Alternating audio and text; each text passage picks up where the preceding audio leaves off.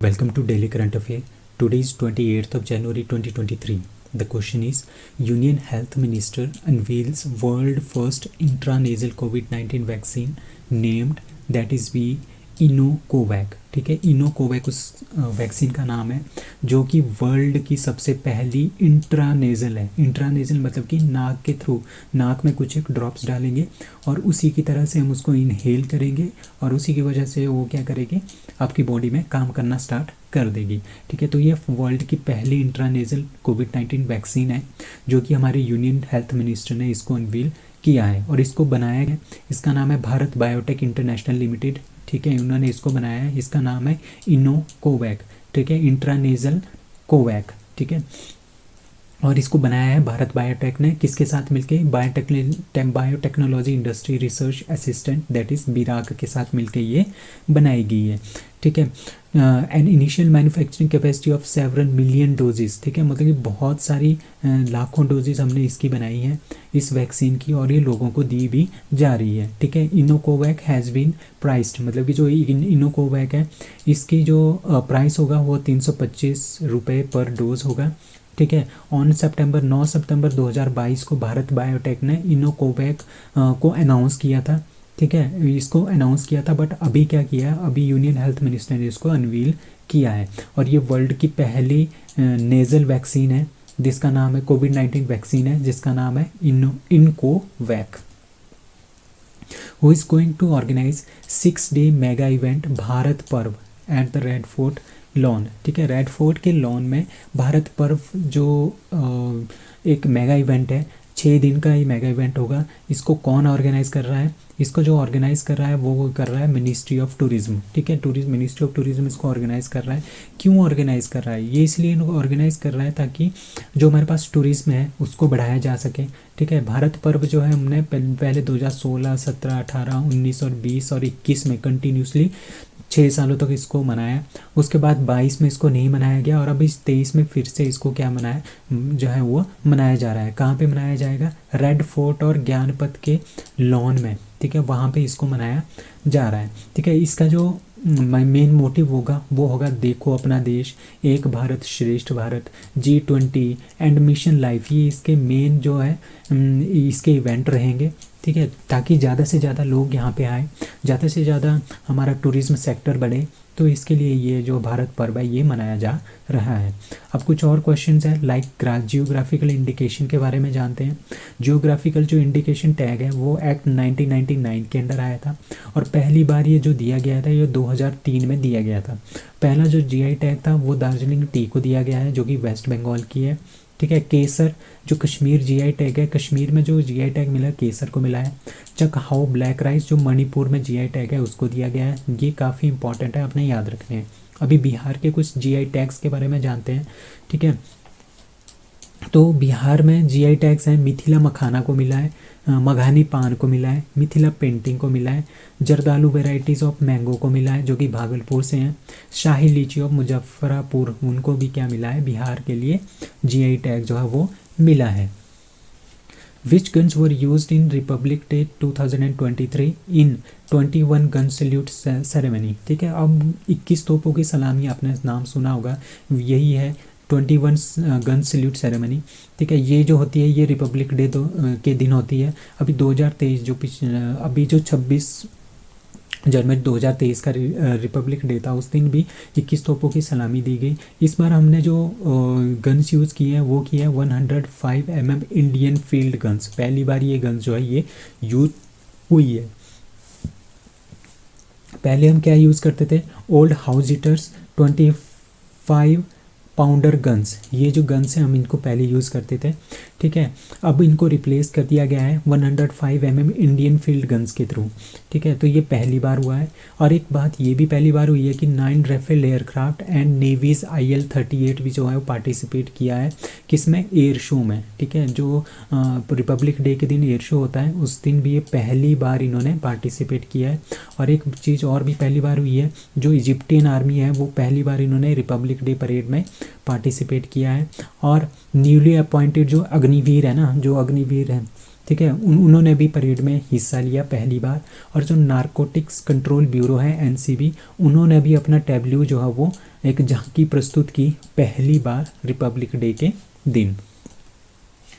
So Himachal Pradesh celebrated its foundation day on that is be 25 January. So 25 जनवरी 1971 को क्या हुआ था, हिमाचल प्रदेश को पूरा एक स्टेटहुड का दर्जा मिला था। ठीक है, और हिमाचल प्रदेश जो है ये बना था कब था, ये सबसे पहले बना था 15 अप्रैल 1948 को।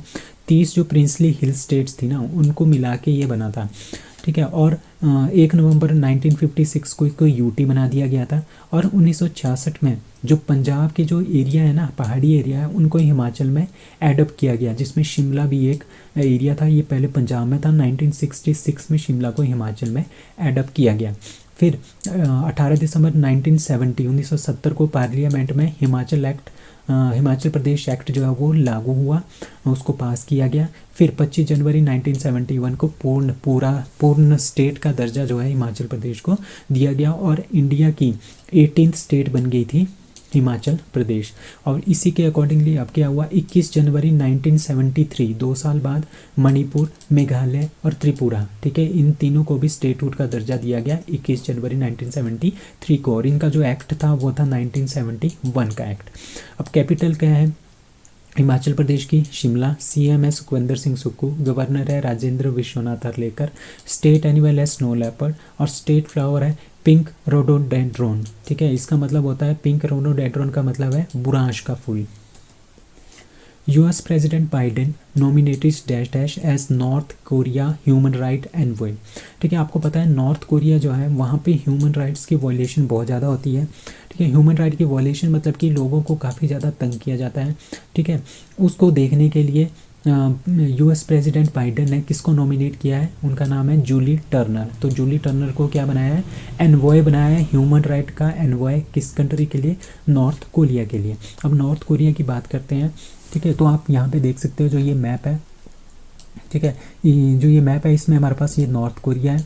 ठीक है, और ये साउथ कोरिया है। साउथ कोरिया की कैपिटल है सियोल और जो नॉर्थ कोरिया है वहाँ की है प्योंगयांग। ठीक है, तो कैपिटल है, लार्जेस्ट सिटी जो नॉर्थ कोरिया की वो है प्योंगयांग, डिक्टेटर है किम जोंग उन। और साउथ कोरिया की जो कैपिटल है लार्जेस्ट सिटी है वो है सियोल, प्रेसिडेंट है यून सुक यूल और प्राइम मिनिस्टर है हान डक सो। तो आपने ये याद रखने हैं। अब जो ये नॉर्थ कोरिया और साउथ कोरिया है ये जो डिवाइड होते हैं ना, यहाँ पे आती है 38 degree channel.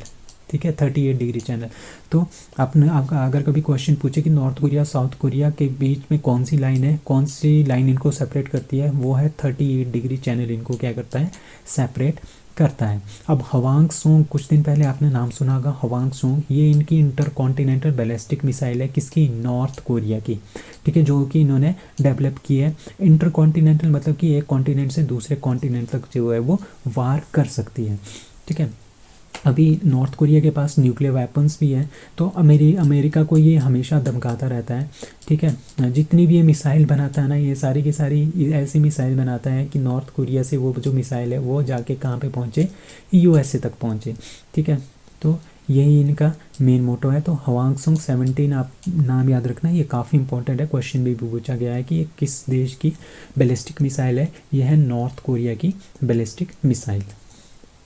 Which country plans to allot land to Indian industries in Suez Canal Special Economic Zone?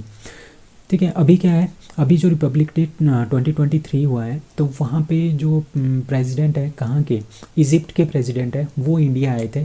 मैंने आपको बोला था कि बहुत सारे हमारे पास इकोनॉमिक टाइज़ होंगे, बहुत सारे हमारे पास पॉलिटिकल टाइज़ भी होंगे इजिप्ट के साथ, तभी इजिप्ट के प्रेसिडेंट को हमने रिपब्लिक डे परेड में बुलाया हुआ है। ठीक है, तो एक देखो यहाँ पर क्या हो गया, एक प्लान जो है वो बनाया गया है। ठीक है, कि कैसा प्लान बनाया गया है कि जो इंडिया की इंडस्ट्रीज़ है ना, वो उनको जो है लैंड, उनको ज़मीन प्रोवाइड कर दी जाएगी। कहाँ पे, Suez canal economic special economic zone में। ठीक है, सुएज कैनल का जो स्पेशल इकोनॉमिक जोन है वहाँ पे। तो ये सुएज कैनल किसके अंडर आती है, ये आती है इजिप्ट के अंडर। ठीक है, the trade between India and Egypt currently exceeds $3.15 billion. अब आपको बता दें कि ये सुएज कैनल है कहाँ पे, ये आती है इजिप्ट के अंदर। ठीक है, इजिप्ट के अंदर आती है। 12% जो टोटल जो ट्रेड होता है ना वो इसी स्वेज कैनल के थ्रू होता है। अब क्या हुआ था, अब देखो यहाँ पे है, यहाँ पे आपके पास आता है रेड सी, ठीक है, ये है रेड सी, ये है मेडिटरेनियन सी, ठीक है, ये आता है एशिया के अंदर, ठीक है, ये एशिया के अंदर आता है रेड सी वगैरह, और ये जो आता है ये यूरोप के अंदर आता है। अब देखो अगर अगर अगर यहाँ से आपने क्या करना है, ट्रेड करना है, तो यहाँ के लोगों को कहाँ पे जाना पड़ता था, वो पूरा का पूरा आपका जो अफ्रीका है उसको पार करके वहाँ से फिर आपको यूरोप में जाना पड़ता था ट्रेड करने के लिए। अब यहाँ पे क्या हुआ, अब एशिया को यूरोप से जोड़ने के लिए डायरेक्टली इन्होंने क्या बना दी, यहाँ पे सुएज कैनल बना दी, ठीक है, ये मैन मेड है, आदमियों ने खुद बनाया है इसको, सुएज कैनल है, ठीक है, ये छोटी सी संकरी सी एक जगह है पानी के बीच में से, तो वहाँ से हमारे शिप्स चले जाते हैं। अब एशिया के जितने भी शिप्स हैं ना वो सारे के सारे यहाँ से चले जाते हैं ऊपर, फिर ऊपर क्या आ जाता है आपके पास, ऊपर आपके पास यूरोप आ जाता है जहाँ तक हम सामान वगैरह लेके जा सकते हैं। तो सारा का सारा कंट्रोल जो है वो यहाँ पे है, और ये कंट्रोल किसके पास है, ये है इजिप्ट के पास। अभी इजिप्ट ने क्या बोला है, जो ये सुएज कैनल का स्पेशल इकोनॉमिक जोन है ना, यहाँ पे हम इंडियन इंडस्ट्रीज़ को स्थापित करेंगे, उनको लैंड प्रोवाइड करेंगे, तो ये काफ़ी अच्छा हो जाएगा इंडिया के लिए, इकॉनमी भी बढ़ जाएगी। अब हमारे पास यहाँ पे कुछ लोग अपने भी होंगे, ठीक है, तो हम यहाँ के ट्रेड को थोड़ा बहुत आने वाले टाइम में कंट्रोल भी कर सकते हैं, ठीक है। तो जो ये सुएज कैनल है, यहाँ से अगर आपने जहाज़ लेके जाना है तो आपको टैक्स देना पड़ता है, किसको, इजिप्ट को भी टैक्स देना पड़ता है। तो ये सारा का सारा कैनल जो है वो इजिप्ट के नाम, इजिप्ट के अंडर है। तो ये है आपकी सुएज कैनल, ठीक है, बहुत सा Suez canal. Suez canal is the artificial sea level waterway, मतलब कि एक आर्टिफिशियल वाटरवे बनाया गया है इंडिया ने, सॉरी इजिप्ट ने बनाया है, ठीक है, किसके लिए बनाया है, नॉर्थ टू साउथ तक बनाया है, ठीक है, ताकि हमारे पास मेडिटरेनियन सी और रेड सी को आपस में जोड़ा जा सके और यहाँ से सामान लेके जा सके, और हमारे पास खर्चा कम हो और ज़्यादा से ज़्यादा सामान हम यूरोप तक पहुँचा सकें, ठीक है। This canal separate the Africa from Asia, ठीक है, देखो ये ऊपर देखो ये जो हमारे पास नीचे है ये अफ्रीका है, ठीक है, और ये जो यहाँ से है ऊपर ऊपर वाला एरिया है ये हमारे पास एशिया आता है, ठीक है, और ये सबसे शॉर्टेस्ट रूट है, ठीक है, सबसे शॉर्टेस्ट रूट है बिटवीन किसके बीच में, Indian and western Pacific ocean, ठीक है, जो यहाँ से आएगा फिर आगे जैसे हमारे पास इंडियन ओशन आएगा और वेस्ट जो पैसिफिक ओशन है, तो उसके बीच में ये क्या है, एक शॉर्टेस्ट पाथ भी है, तो यहाँ से बहुत सारा ट्रेड होता है, ठीक है। तो वहाँ पे क्या बोला है इजिप्ट ने कि हम इंडिया वालों को, इंडियन इंडस्ट्रीज़ को यहाँ पे स्पेशल इकोनॉमिक जोन में जो कि सुएज कैनल में है, यहाँ पे हमने अपनी ज़मीन दे देंगे। So norovirus cases detected in which state of India, that is the Kerala. अभी केरला में क्या हुआ, यहाँ पे नोरो वायरस केसेज जो है वो डिटेक्ट किए गए हैं।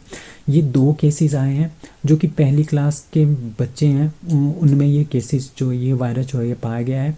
ये गैस्ट्रो इंटेस्टाइनल इन्फेक्शन होता है, ठीक है, मतलब कि जो गैस्ट्रो इंटेस्टाइन होती है हमारे पास, वह इंटेस्टाइन मतलब कि जो हमारे होती है वहाँ पे हमारे पास एक तरह का इन्फेक्शन होता है, इसको बोलते हैं नोरो वायरस के थ्रू ये इन्फेक्शन हो रहा है, ठीक है। जो ये वायरस है ना ये 50 साल पहले से हमारे पास, हमने इसको फाउंड कर लिया गया है, ठीक है। जो इन्फेक्शन है इसके थ्रू क्या हो जाता है, हमारे पास इन्फ्लेमेशन हो जाती है, स्टमक में जलन होती है, इंटेस्टाइन में जलन होती है, जो हमारे पास आंतें होती है वहाँ पे जलन होती है, हमारे स्टमक में क्या हो जाती है, यहाँ पे जलन हो जाती है। अब इसके ट्रांसमिशन किस तरह से होता है, इसका ट्रांसमिशन मतलब कि एक लोग से दूसरे लोग में भी ये फैल सकता है, क्योंकि जब हम डायरेक्टली कांटेक्ट में आते हैं, जो जिस भी पर्सन को ये होता है ना, अगर हम उसके डायरेक्ट कांटेक्ट में आते हैं, ठीक है, तभी ये हो सकता है।